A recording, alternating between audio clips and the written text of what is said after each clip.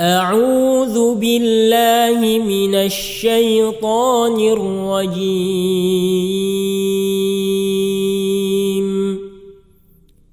بسم الله الرحمن الرحيم.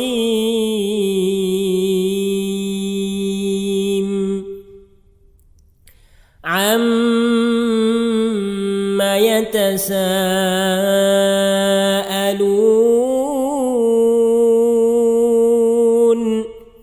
عن النبأ العظيم الذي هم فيه مختلفون كلا سيعلمون ثم كلا سيعلمون ألم نجعل الأرض مهادا والجبال أوتادا وخلقناكم أزواجا وجعلنا نومكم سباتا وجعلنا الليل لباسا وجعلنا النهار معاشا وبنينا فوقكم سبعا شدادا وجعلنا سراجا وهاجا وأنزلنا من المعصرات ماء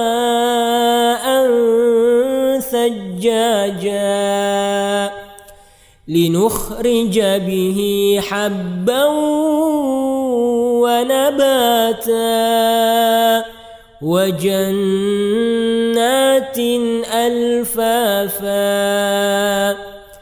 إن يوم الفصل كان ميقاتا يوم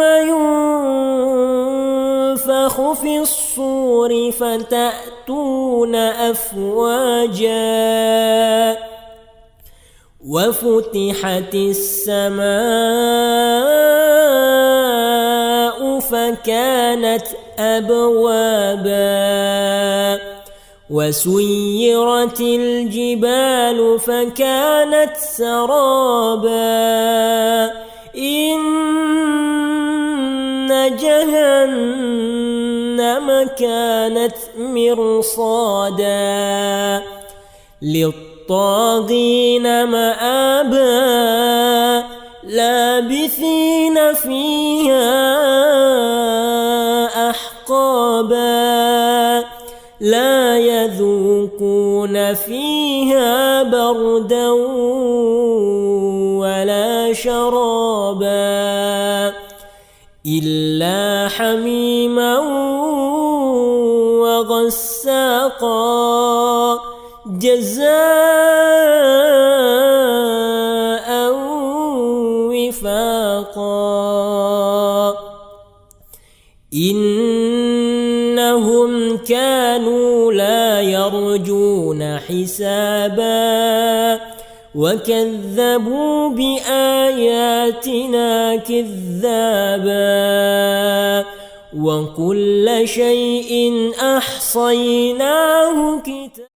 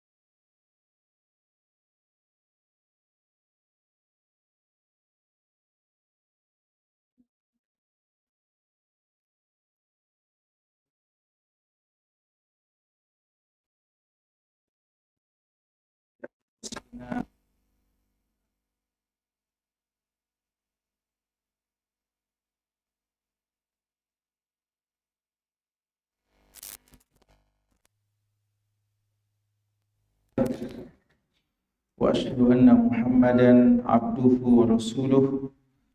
Allahumma shalli ala Muhammadin wa ala alihi wa sahbihi wa man ihtada bi hadihi wastanna bi sunnatihi ila yaumiddin, amma ba'd. Para hadirin, bapak-bapak dan sekalian, akhwat, hafizhahullah ta'ala jami'an. Alhamdulillah, pada malam hari ini, di malam Ahad, di malam yang ke-14 di bulan Safar 1444 Hijriah, dengan izin Allah dan taufiknya kembali kita kesempatan hadir di majelis guna sama-sama membaca, menelaah, mengkaji hadis-hadis dari Nabi kita yang tercinta Rasulullah Muhammad sallallahu alaihi wasallam. Hadis-hadis beliau yang terhimpun dalam sebuah kitab yang berjudul Riyadhus Shalihin min kalam Sayyidil Mursalin. Riyadhus Shalihin, tamannya orang-orang soleh. Min kalam Sayyidil Mursalin, yang berisikan sabda dari pemimpin penghulu para rasul, yaitu Nabi kita Muhammad sallallahu alaihi wasallam. Kitab ini adalah buah karya dari Al-Imam Abu Zakaria Yahya bin Sharaf An-Nawawi rahimahullahu ta'ala. Jemaah sekalian, pembahasan kita dalam kitab ini masih dalam pembahasan tentang Kitabul Fadhail. Kitab yang membahas tentang Fadhail amal, keutamaan amal soleh. Dan dalam dua pertemuan sebelumnya kita sudah membahas bab yang ke-212, yaitu bab tentang keutamaan qiyam al-lail, bab tentang keutamaan salat malam. Masih tersisa pada kita cukup banyak hadis atau beberapa hadis terkait dengan bab ini, dan sudah pernah kita jelaskan bahwa keutamaan qiyamul lail sangat banyak disebutkan dalam buku-buku atau dalam hadis-hadis, sehingga sangat wajar jika pembahasannya relatif lebih banyak dibandingkan bab-bab yang lainnya. Bahkan ditulis ya buku-buku khusus tentang itu, diantaranya adalah karya Al-Imam Muhammad bin Nasr Al-Marwazi rahimahullahu ta'ala, Mukhtasar Qiyam Al-Lail, dan beberapa kitab-kitab lainnya. Malam hari ini kita akan masuk pada pembahasan hadis yang ke-1162. Hadis yang ke-1162 ya. Jadi pembahasan sebelumnya kami ingatkan adalah hadis ke-1161 yang menyebutkan bagaimana Nabi SAW sangat memperhatikan masalah ini. Ya, hadis 1160 menjelaskan bagaimana Nabi kita SAW, beliau begitu panjang qiyamul lailnya. Lalu hadis ke-1161, beliau memberikan perhatian khusus kepada keluarganya untuk ikut juga bergabung melaksanakan qiyamul lail. Ya, ikut bergabung maksudnya ikut juga sholat ya, qiyamul lail, walaupun mungkin dilaksanakan di rumah masing-masing. Sebagai contoh ya, hadis yang lalu adalah bagaimana beliau mengetuk pintu dari Ali radhiyallahu anhu dan Fatimah radhiyallahu anha untuk bangun sholat lail. Malam hari ini kita akan mulai membahas sahabat yang lain berkisah terkait dengan qiyamul lail. Hadis yang ke-1162. Wa an Salim bin Abdullah bin Umar ibn al-Khattab radhiyallahu anhum an abihi, dari Salim bin Abdullah bin Umar bin Khattab radhiyallahu anhum, dari bapaknya. Ya, bapak dari Salim adalah Abdullah bin Umar. Ya, Salim salah seorang dari tabi'in, ya, tabi'in mulia, salah seorang ulamanya di kalangan tabi'in. Bapak beliau adalah seorang sahabat yang mulia, Abdullah bin Umar radhiyallahu anhu, anak dari sahabat yang mulia Khalifah Rashid Amirul Mukminin Umar bin Khattab radhiyallahu anhu. Dan peran utama dalam hadis ini adalah Abdullah bin Umar. Abdullah bin Umar radhiyallahu anhu. Abdullah bin Umar radhiyallahu anhu mengatakan, anna Rasulullah sallallahu alaihi wasallam qala, bahwasanya Rasulullah sallallahu alaihi wasallam bersabda, ni'mar rajulu Abdullah, sebaik-baik laki-laki adalah Abdullah. Lau kana yusalli minal laili, seandainya dia bangun salat lail, ya, seandainya dia bangun salat lail. Qala Salim, kata Salim radhiyallahu taala anhu au rahimahullah, fakana Abdullah, maka sejak ada pernyataan seperti ini, sejak Nabi sallallahu alaihi wasallam mengeluarkan sabdanya ini, maka adalah Abdullah bin Umar maksudnya, ba'da dzalik, setelah itu, la yanamu minal laili, tidaklah beliau tidur pada malam hari, illa qalila, kecuali sangat sedikit atau kecuali sedikit. Muttafaqun alaih, hadis ini hadis yang sahih, diriwayatkan oleh Imam Bukhari dan Imam Muslim. Ya, ini hadis pertama yang kita bahas. Hadis ini sebenarnya memiliki sababul urut, ya, memiliki sababul urut, atau paling tidak memiliki kisah. Kisahnya dimulai ketika Abdullah bin Umar radhiyallahu anhu mengatakan, di antara kebiasaan Nabi kita sallallahu alaihi wasallam ba'da subuh adalah memberi kesempatan kepada sahabatnya yang mimpi tadi malam. Siapa yang mimpi dan mau ditakwilkan mimpinya, siapa yang mau ditakbirkan atau ditakwilkan mimpinya. Nah, ini di antara kebiasaan Nabi kita sallallahu alaihi wasallam ba'da salat subuh. Ada berapa kebiasaan beliau setelah salat subuh?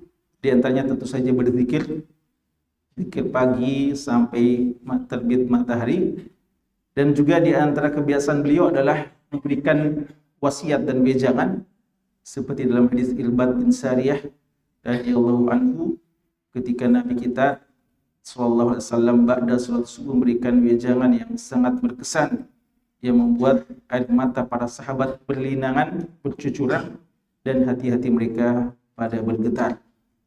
Itu ba'da salat subuh. Atau kebiasaan juga beliau ba'da salat subuh adalah memberikan kesempatan kepada sahabat, siapa yang punya mimpi tadi malam dan mau ditakwilkan mimpinya. Ya, karena mimpi itu boleh jadi ada takwilnya dan boleh jadi tidak ada takwilnya. Artinya sekedar bunga-bunga tidur yang tidak bermakna, dan boleh jadi sesuatu dari syaitan yang tidak perlu diceritakan. Maka yang dimaksudkan sini orang-orang yang mungkin merasa mimpinya ini ada baik-baiknya, ya. Ada sesuatu yang kelihatannya baik, ada sesuatu yang tidak juga buruk, ya. Paling tidak bukan buruk, ya.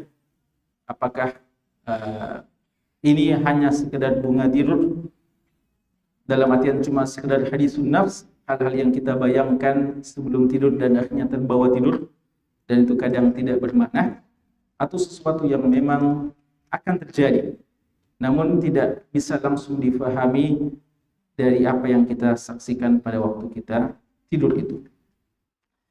Dan sebagian orang diberikan kemampuan untuk mentakwil mimpi itu. Di antaranya adalah tentu saja Nabi kita Muhammad SAW, sebagaimana yang juga pernah ada pada sebagian nabi-nabi yang lain, yang seperti Nabi Yaqub dan Nabi Yusuf alaihi assalam. Abdullah bin Umar radhiyallahu anhu mengatakan, saya juga mau sekali ya, ingin sekali supaya punya mimpi yang bisa saya juga ceritakan dan tanyakan kepada Nabi SAW.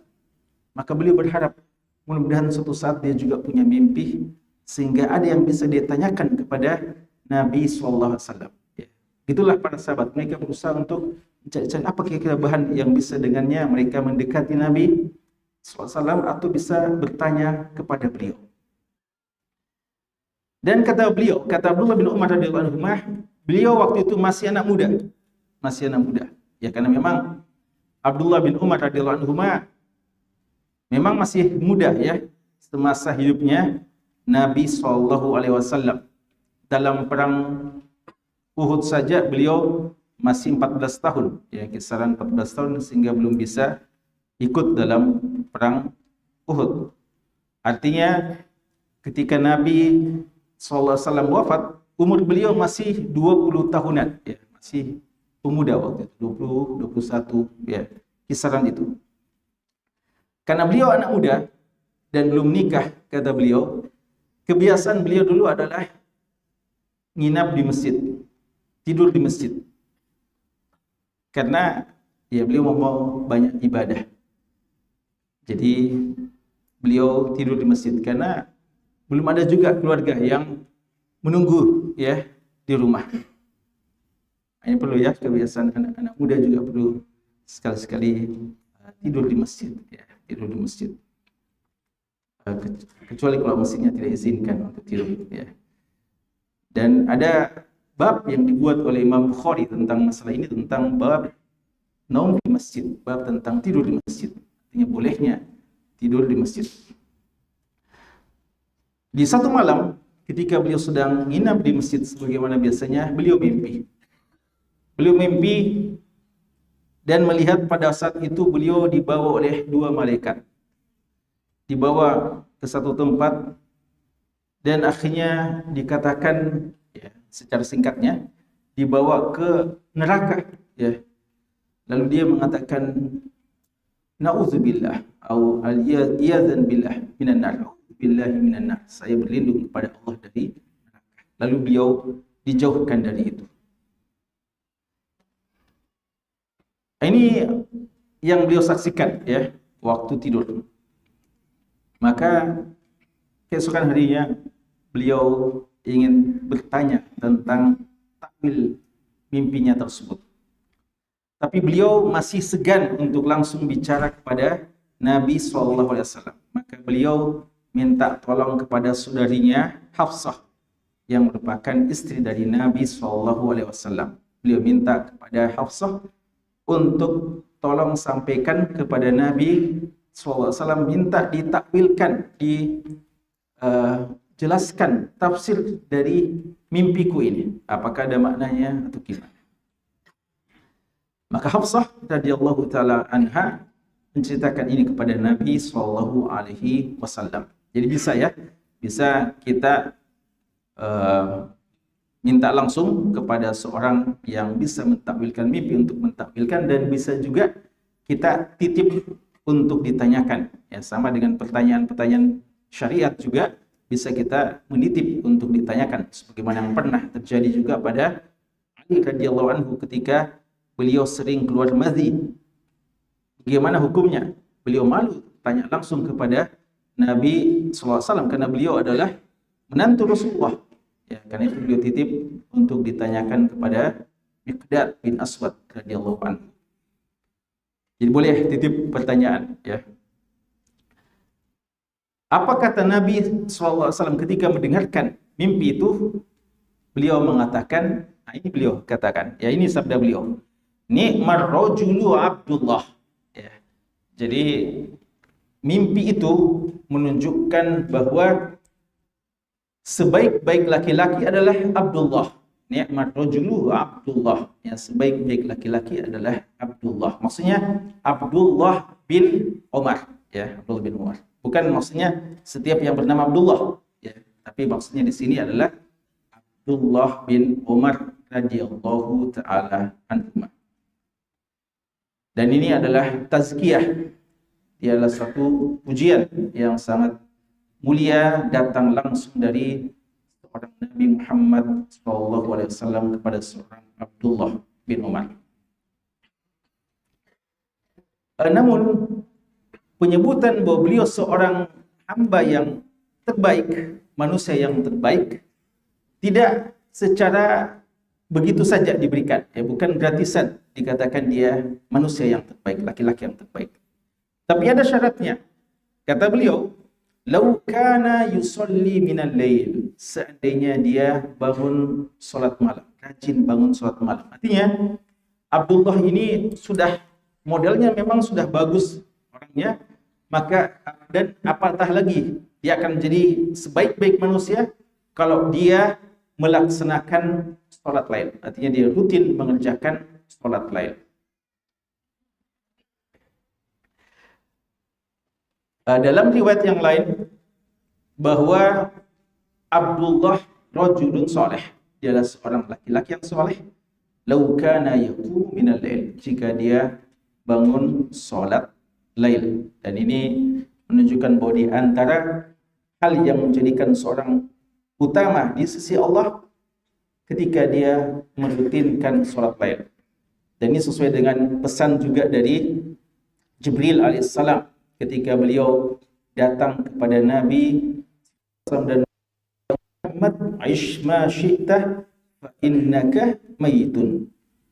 Wahai Muhammad, hiduplah sesukamu, tapi ketahuilah kamu akan meninggal dunia. Wa ahbib ma syi'ta fa innaka mufariqu. Silahkan cintai siapa yang kamu sukai, tapi sadarlah bahwa kelak kamu akan berpisah dengannya. Wa'mal ma syi'ta fa innaka majziyun bihi. Silahkan kerjakan apa yang kamu inginkan, tapi setiap amalanmu itu ada balasannya. Kalau baik, maka baik juga balasannya. Kalau buruk, maka buruk juga balasannya. Lalu kata Nabi, kata Jibril alaihissalam, "Wa'lam anna syarafal mu'min qiyamuhu bil-lail." Dan ketahuilah kemuliaan seorang mukmin adalah ketika dia bangun salat lail. Wa izzahu istighna'u 'anil nas. Dan keperkasaannya, kehebatannya ketika dia tidak tergantung kepada manusia yang lain. Ini menunjukkan bahwasanya di antara sebab seseorang mulia di sisi Allah adalah ketika dia rajin bangun salat lail. Seperti dalam hadis kita ini, ni'mat rajulu Abdullah idza kana yaqumu minal lail. Ya, kalau dia rajin melaksanakan salat lail. Dan kesolehan seperti dalam riwayat yang lain bahwa dia adalah rajulun soleh kalau dia rajin bangun salat lail. Dan ini juga sesuai dengan hadis yang lain. Hadis Bilal radhiyallahu anhu ketika Nabi kita sallallahu alaihi wasallam bersabda, "Alaikum biqiyamil lail fa innahu da'us salihina min qablikum." Kerjakanlah salat lail, kan itulah kebiasaan da'bu. Da'bu artinya ada kebiasaan orang-orang soleh terdahulu. Kos sekalian, pujian ini dan persyaratan ini tidak mau disia-siakan oleh Abdullah bin Umar radhiyallahu anhu. Beliau sangat termotivasi dengan hal ini. Ketika Hafsah menceritakan itu bahwa begini, maka lalu disampaikan juga tentang sabda Nabi sallallahu alaihi wasallam, maka beliau sejak itu beliau tambah rajin melaksanakan salat lail. Kata-kata ni'mat rajul, sebaik-baik manusia, ini tentu saja tidak sekadar juga menjadi batasan. Artinya sebaik-baik manusia itu tidaklah hanya pada yang seperti ini, ketika seorang rajin bangun salat lail. Ini di antara sebab seseorang bisa menjadi ni'mat rajul. Karena ada juga ya sama dengan hadis-hadis yang mengatakan apa? Khairukum, khairukum, khairukum. Itu kan ada beberapa. Khairukum man ta'allama al-Qur'an wa 'allamahu, sebaik-baik kalian yang belajar dan mengajarkan Al-Qur'an. Lalu dikatakan juga khairun nasi anfa'uhum linnas, sebaik-baik manusia yang paling bermanfaat bagi manusia. Khairukum ahsanuhum qada'a, sebaik-baik kalian yang paling bagus caranya membayar utang, ya. Dan hadis-hadis yang lain tentang khairukum, khairukum, khairukum. Berarti banyak sebab yang bisa menjadikan orang terbaik dalam bagian-bagian tertentu. Ada juga hadis yang semacam ini pernah disabdakan oleh Nabi SAW, walaupun sebagian ulama mendhaifkan hadisnya dan sebagian menyebutkan ya bahwa di hasan, Allahu a'lam. Hadisnya dikatakan bahwa Nabi SAW bersabda, "Ni'mar rajulu Khuraim." Ni'mar rajulu Khuraim, sebaik-baik laki-laki Khuraim. Khuraim ini sahabat Khuraim bin Fatik al-Asadi. Khuraim bin Fatik al-Asadi. Ni'mar rajulu Khuraim laula tulu jummatihi wa isbalu thiyabihi. Sebaik-baik laki-laki adalah Khuraim seandainya tidak terlalu panjang rambutnya dan tidak isbal pakaiannya. Ya. Begitu mendengarkan hadis ini sampai ke telinga Khuraim bahwa dia sebenarnya sebaik-baik laki-laki, cuma ada kekurangannya. Terlalu panjang rambutnya, jummah ya. Jadi panjang rambutnya, atau mungkin depannya panjang, atau memang secara umum terlalu panjang ya. Wa isbal siyabi, dan pakaiannya isbal. Ini saja masalahnya. Kalau tidak, masya Allah dia sudah baik ya. Mendengarkan itu, apa yang dilakukan Khuraim, beliau langsung ambil pisau, langsung gunting rambutnya, potong pakaiannya. Jadilah beliau manusia terbaik, masya Allah. Begitu pula Abdullah bin Umar. Begitu mendengarkan beliau punya peluang menjadi manusia yang terbaik, apa yang beliau lakukan, maka beliau tidak pernah lagi absen sholat lain. Bahkan memang beliau mungkin tidak pernah absen, tapi sebagaimana kata anaknya, Salim, anaknya mengatakan, "Fakana Abdullah," maka sejak itu Abdullah bin Umar, ba'da dzalik, setelah itu, la yanamu minal laili illa qalila, tidak lagi tidur pada malam hari kecuali sangat sedikit. Ya. Inilah yang membedakan generasi terdahulu dengan kita. Ya. Artinya kita banyak mendengarkan motivasi, banyak mendengarkan keutamaan-keutamaan. Dan kita kadang melihat ada peluang kita untuk bisa seperti itu. Namun sedikit di antara kita yang punya himmah aliyah, yang punya obsesi besar, obsesi tinggi, dan semangat yang kuat, dan keinginan yang tulus untuk bisa menjadi yang terbaik. Maka ya, apa yang dikatakan oleh Nabi kita sallallahu alaihi wasallam ini juga bisa terjadi pada kita jika kita melakukan sifat-sifat yang disebutkan oleh Nabi kita sallallahu alaihi wasallam dalam hadis ini.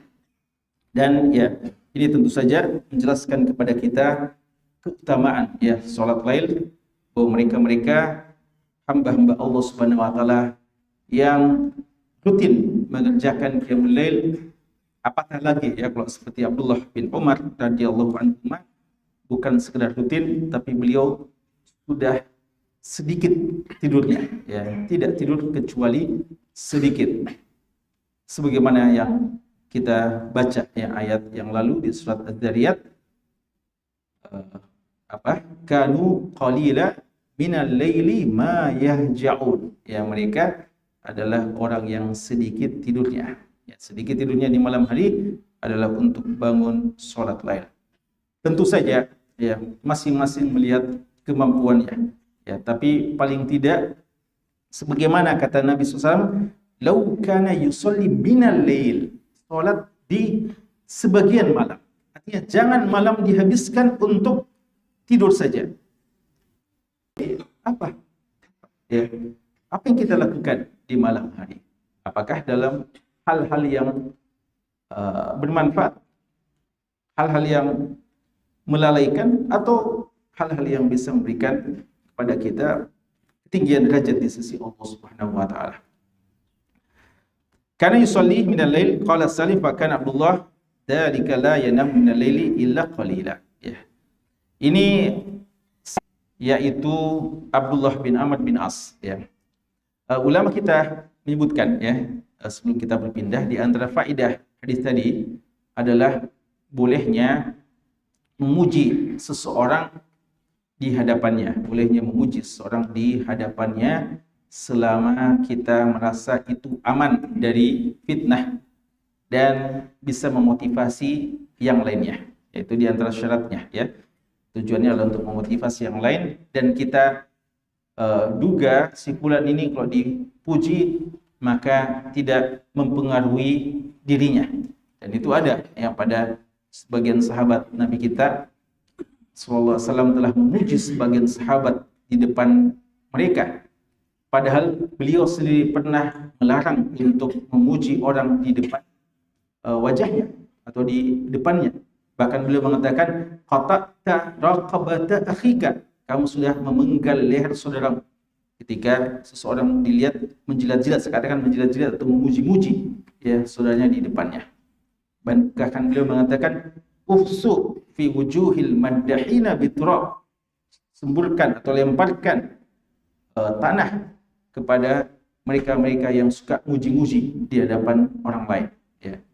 Jadi kalau dia memuji-muji untuk menjilat ya, cuma mau mendapatkan sesuatu dari orang yang dia puji, atau dia terlalu berlebihan dalam mengagumi sesuatu yang mungkin bisa menyebabkan saudaranya itu terjatuh pada ria, gurur dan yang semacamnya, maka tidak dianjurkan. Tapi kalau kita duga bahwa itu tidak terlalu mempengaruhi saudara kita, bahkan bisa memotivasi yang lainnya, maka tidak mengapa kadang kita muji yang sebagian di hadapan orang-orang lain atau di hadapan teman-temannya.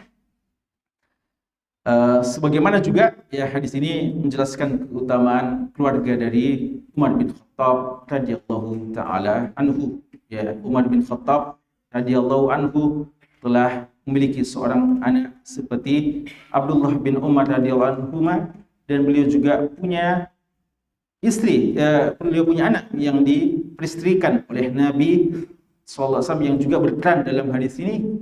Dan yang menceritakan juga kepada kita hadis ini adalah anak dari Abdullah bin Umar, Salim, ya, Salim bin Abdullah bin Umar radhiyallahu anhu. Inilah keluarga yang teladan, keluarga yang baik yang berjasa dalam menyebarkan hadis-hadis Nabi sallallahu alaihi wasallam. Hadis ke-1163. Wa an Abdullah bin Amr bin Al-As radhiyallahu anhuma. Dari Abdullah bin Amr ibn Al-As radhiyallahu anhuma. Qal, beliau mengatakan, qala Rasulullah sallallahu alaihi wasallam, bersabda Rasulullah sallallahu alaihi wasallam, ya Abdullah, ya, lagi-lagi Abdullah, tapi Abdullah lain lagi nih ya. Kata Rasulullah sallallahu alaihi wasallam, ya Abdullah, wahai Abdullah, la takun misla fulanin, jangan kamu seperti si fulan. Kalau tadi dipuji fulan, ya dipuji seseorang, nah, sekarang ini ditahdzir ya, hati-hati jangan seperti si fulan. Wahai Abdullah, jangan seperti si fulan. Kenapa? Kana yaqumul lail, dulunya dia rajin bangun salat lail. Fataraka qiyamal lail, dan akhirnya dia meninggalkan salat lail. Muttafaqun alaih, hadisnya hadis yang sahih, diriwayatkan oleh Imam Bukhari dan Imam Muslim. Bos sekalian, ini juga anak muda yang lainnya yang juga bernama Abdullah ya. Ada memang sahabat yang dikenal dengan Al-Abadilatul Arba'ah. Abdullah yang keempat. Abdullah bin Umar yang tadi kita baca hadisnya, Abdullah bin Amr bin Al-As yang baru kita baca hadisnya ini, lalu Abdullah bin Abbas radhiyallahu anhuma, dan Abdullah bin Zubair radhiyallahu taala anhu. Ini anak-anak muda semuanya. Di sana ada Abdullah bin Mas'ud, senior beliau, ya, termasuk sahabat-sahabat yang paling awal masuk Islam. Beliau tidak termasuk al-Abadilatul Arba'ah. Walaupun tidak berarti beliau tidak faqih, ya, beliau seorang ulamanya sahabat. Tapi yang dimaksudkan al-Abadilatul Arba'ah ya adalah 4 pemuda yang dikenal dalam meriwayatkan hadis dan juga termasuk orang-orang yang fuqaha ya, dan ini mereka sebaya ya, hampir dikatakan sebaya. Dan Abdullah memang yang lainnya masih banyak ya, Abdullah yang lainnya masih banyak ya. Pernah kita sebutkan mungkin bahwa Syekh Bakar bin Abdullah Abu Zaid dalam kitab beliau Tasmiyatul Maulud menyebutkan bahwa ketika menjelaskan keutamaan hadis Nabi sallallahu alaihi wasallam Khairul asma Abdullah wa Abdurrahman. Sebaik-baik nama Abdullah dan Abdurrahman. Para sahabat ketika mendengarkan hadis ini, maka mereka banyak menamakan anak mereka dengan Abdullah. Tidak kurang dari 300 ya nama-nama Abdullah di antara para sahabat-sahabat Nabi SAW. Ya. Gimana kayak kalau kita punya anggota cuma 300, lalu namanya semua Abdullah. Ya. Tidak apa-apa ya, ada Abdullah bin ini, Abdullah bin ini, beda-beda sih. Ya, beda-beda nama orang tua. Tapi kalau orang tuanya juga Abdullah juga. Ya. Ditunggu kakeknya beda mungkin, beda. Ya. Imam Ghazali itu namanya Muhammad bin Muhammad bin Muhammad bin Muhammad bin Muhammad sampai 5 kali ya.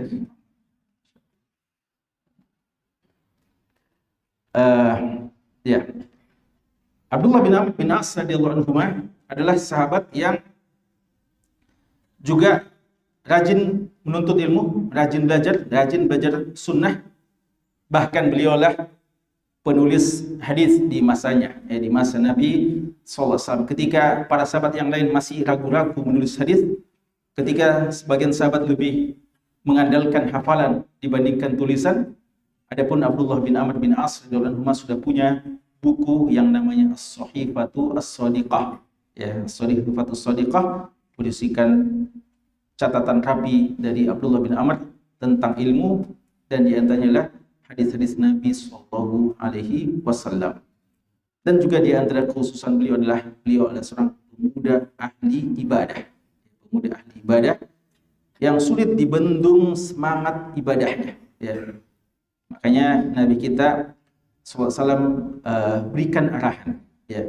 Kalau antum lihat sini, ya arahan ini sebenarnya ada kaitannya dengan semangat beliau yang begitu besar.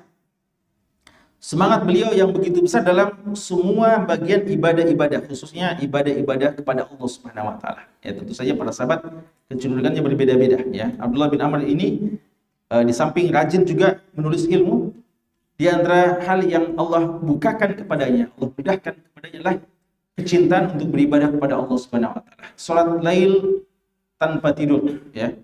Lalu puasa tiap hari.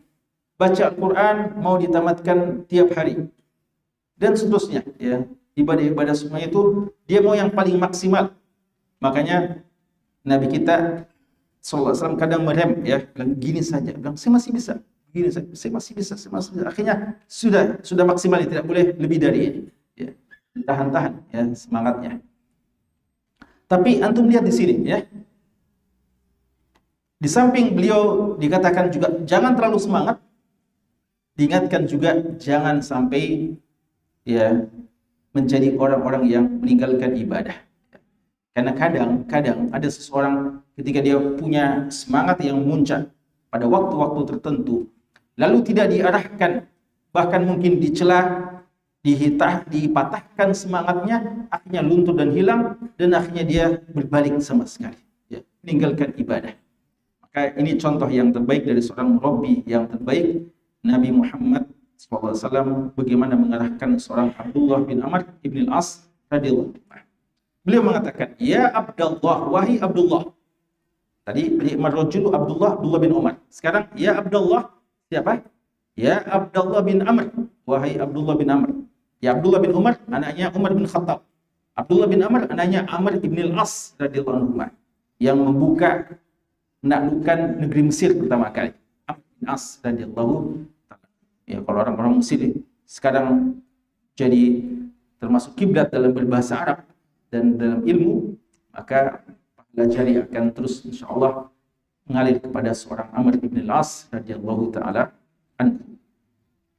Ini anaknya Abdullah bin Amr bin As radhiyallahu anhu. Ya Abdullah, la takun misla fulanin, jangan kamu seperti si fulan.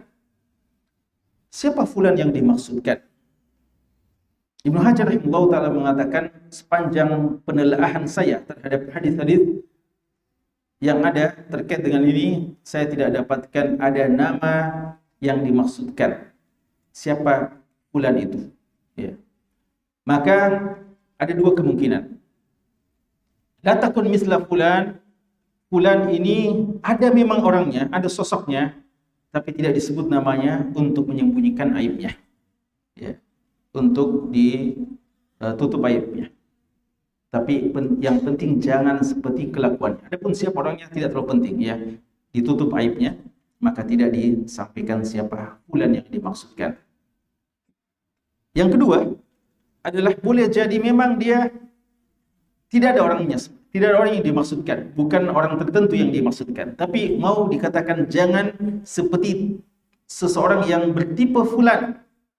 Apa tipe fulan yang tidak bagus itu? Adalah seorang yang dulu rajin melakukan sholat lail, lalu akhirnya meninggalkan sholat lail. Jadi ada dua kemungkinan. Jadi fulan ini entah ada memang sahabat yang dimaksudkan, lalu ditahdir jangan seperti dia, atau sebenarnya tidak ada, tapi yang mau ditekankanlah jangan seperti model seseorang yang seperti ini. La takun misla fulan kana yaqumul lail fataraka qiyamul lail. Kenapa sampai Abdullah bin Amr bin As radhiyallahu anhu perlu dinasihati seperti ini? Padahal beliau adalah seorang yang sangat menggebu-gebu semangatnya dalam masalah ibadah. Jemaah sekalian, karena wallahu alam, di antara sebab kadang seorang futur, kadang seorang tidak istiqamah adalah ketika dia tidak bisa menata semangat itu dengan sebaik-baiknya. Dia tidak bisa mengarahkan dengan sebaik-baiknya, sehingga ketika dia sampai pada puncaknya, ya, sudah anti klimaks, maka mungkin dia berbalik dan akhirnya dia jemu, bosan, dan mungkin membenci kebaikan yang sebenarnya sangat bagus untuk dia lakukan itu. Maka Nabi kita sallallahu alaihi wasallam mau ingatkan kepada Abdullah bin Amr, jangan terlalu banyak dahulu, ya, melakukan ibadah. Karena sudah dianjurkan agar jangan tamat Al-Quran kurang dari sebulan. Dia bilang bisa, lalu bilang sepekan, dia bilang bisa 3 hari saja maksimal, ya, minimal diselesaikan dalam waktu maksimal dalam 3 hari, jangan lebih cepat dari 3 hari. Beliau bilang masih bisa. Ya, lalu dikatakan tidak bisa difahami kalau cuma tidak bisa difahami Al-Quran kalau kurang dari itu ditamatkan. Begitu juga dalam masalah puasanya. Beliau sudah dianjurkan puasa 3 hari saja dalam sebulan, dan masih sanggup. Puasa Senin Kamis masih sanggup. Puasa sekali dalam 2 hari, ya, masih sanggup. Akhirnya dikatakan puasa Daud saja, masih sanggup. Lebih dari itu dikatakan tidak ada lagi puasa yang lebih baik daripada puasa Daud. Akhirnya bilang, kalau gitu apa boleh buat, ya, puasa Daud saja. Tapi menjelang akhir hayatnya, pada masa tuanya, beliau tetap menjaga ini, tapi beliau mengatakan, saya hanya menyesal kenapa tidak mengambil keringanan yang pernah diberikan oleh Nabi SAW. Artinya, ya, kalau terlalu berlebihan kadang menyebabkan seorang akhirnya dikalahkan sendiri. Inilah maksud dari Nabi kita SAW, halakal mutanatti'un, ya, berlebihan, binasa orang yang berlebihan, ya. La walan yushadda hadzal din illa ghalabahu. Tidaklah seseorang memaksa-maksakan atau berlebihan, terlalu ekstrim dalam beragama, kecuali dia akan dikalahkan sendiri oleh idealismenya. Kadang seperti itu, ya. Maka yang baik adalah seorang yang bisa menata ibadahnya dengan baik, sehingga biar sedikit tapi dia bisa continue, itu lebih baik daripada orang yang tadinya banyak dan akhirnya tidak pernah lagi kelihatan mengerjakan kebaikan itu. Kawan sekalian, sebagai penutup, hadis ini menjelaskan kepada kita bahwa kebaikan yang sudah kita lakukan, amal soleh yang telah kita lakukan, walaupun hukumnya sunnah, ya, hukumnya sunnah, kita berat rasanya mengatakan cuma sunnah, ya, sunnah hukumnya, ya, suatu kebaikan walaupun tidak wajib, hukumnya sunnah, namun ketika seseorang telah mengerjakannya, maka dia akan menjadi tercelah ketika dia meninggalkan kebaikan itu, ya. Salat lail sudah kita jelaskan pada awal pembahasan bab ini, hukumnya adalah sunnah dan tidak wajib kepada seluruh umat ini, kecuali ada khilaf pada Nabi Muhammad SAW. Tapi Nabi kita mewanti-wanti untuk jangan mau seperti si fulan, tercela si fulan. Kenapa? Karena dulu rajin salat lail, sekarang tidak ada sama sekali salat lail. Waliyadzubillah. Dan ulama kita mengatakan, silahkan dikiaskan pada segala kebaikan yang dulu biasa kita ya, dianalogikan dengan kebaikan-kebaikan. Ya, Ya Abdullah, la takun misla fulan. Dulu mungkin rajin bangun malam, sekarang sudah tidak pernah bangun malam. Dulu rajin bersedekah, sekarang sudah tidak pernah bersedekah. Dulu rajin dia untuk berpuasa sunnah, sekarang tidak pernah lagi ada melaksanakan puasa sunnah. Dulu rajin melakukan kebaikan-kebaikan kepada orang banyak, sekarang tidak lagi pernah dilihat seperti itu. Dulu rajin dalam belajar taklim, sekarang tidak pernah lagi kelihatan. Hanya yang menjadi masa-masa lalu saja yang bisa diceritakan kepada anak-anaknya. Padahal kebaikan-kebaikan ini selama kita telah memilihnya, maka istiqomahlah. Sampai kapan? Sampai Allah Subhanahu wa taala menetapkan ajal untuk kita. Karena itulah batas waktu beribadah kepada Allah Subhanahu wa taala. Wa'bud rabbaka hatta ya'tiyakal yaqin. Beribadahlah kepada Allah, kepada Rabbmu sampai datang ajal menjemput, datang keyakinan al-maut kepada. Ya, sekali ini Allah Ta'ala alam, semoga Allah Subhanahu wa taala menjadikan kita yang senantiasa cinta kebaikan, dimudahkan kebaikan, dan kita bisa menikmati, merasakan indah dan lezatnya ketaatan tersebut, dan kita bisa istiqamah dalam kebaikan-kebaikan tersebut. Ingat, kawan sekalian, ibadah-ibadah yang semacam ini kita hanya bisa nikmati di dunia. Di akhirat, di surga, tidak ada lagi kebaikan-kebaikan. Biar antum suka sujud, suka sholat, di akhirat tidak lagi sujud, tidak lagi sholat. Ya. Maka puas-puaslah dalam beribadah di dunia ini. Karena di akhirat tidak ada lagi ibadah-ibadah yang melelahkan kita. Yang ada hanyalah tinggal menikmati dan berpuas-puas dengan pahala jaza yang Allah Subhanahu wa taala siapkan untuk kita.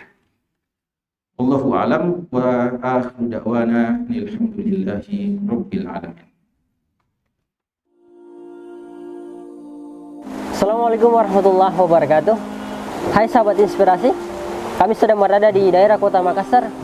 Hari ini tepat berada di lokasi pembangunan rumah tahfiz yang rencananya akan dibangun 3 lantai dan akan menampung beberapa santri yang akan belajar di sini. Besar bangunan ini panjang sekitar 36 meter dan luas bangunan ini sekitar 12 meter.